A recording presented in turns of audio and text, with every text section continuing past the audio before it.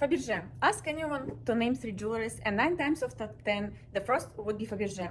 Carl Fabergé inventiveness and his imaginative use of every conceivable technique and material earned him a place of honor in any book concerned with jewelry. The Fabergé family were probably originally French.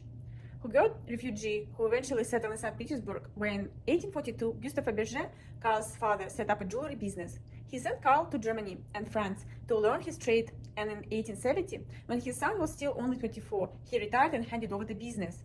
The firm had traditionally produced jewelry, but Carl Fabergé decided to concentrate on producing objective art, which in commercial terms seems a very odd decision to have made.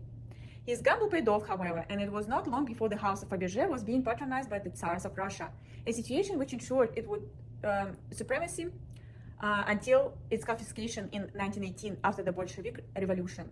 Fabergé first exhibited in a pan-Russian exhibition in Moscow in 1898, where he carried off the top award. Other include the exhibition in Stockholm, but only in 1900 in the Exposition internationale universelle in Paris that the Fabergé reputation reached its pinnacle. French goldsmiths, traditionally confident of their supremacy, marveled at the objects he exhibited, and he was duly awarded the Légion d'honneur. These exhibitions, Fabergé has gained international reputation and the patronage of the royalty and aristocracy of Europe, India. By 1989, Fabergé employed more than 700 craftsmen and had branches in St. Petersburg, Moscow, Kiev, Odessa, and London. But despite the vast expansion, he never lost control, and every piece which left their workshops had his highly individual mark. The range of objects produced was amazing. Icons, boxes, trays, fans, clocks, anything which could be jeweled was tackled. His style, like most other craftsmen of the 19th century, was essentially eclectic.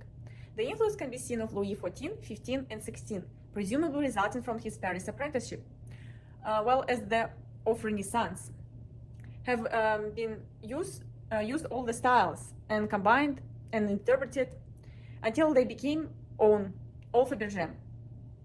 His technical curiosity is unparalleled. He used all the traditional techniques and stretched them further than ever before. He used modern machinery without ever becoming a slave of it. He flaunted tradition, not caring about the intrinsic value of materials, but only about the visual effect they produce. He gave his patrons a nudge away from the flashy commercialized pieces.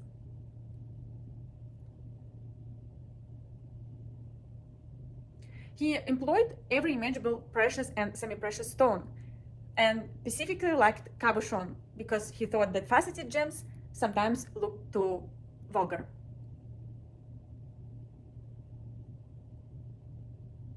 He was law unto himself.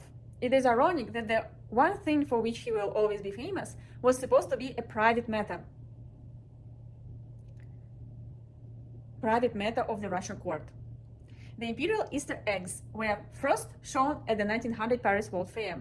Instead of an ordinary piece of jewelry, he promised that the egg should have a special surprise, and despite the Tsar's curiosity, Fabergé kept his secret.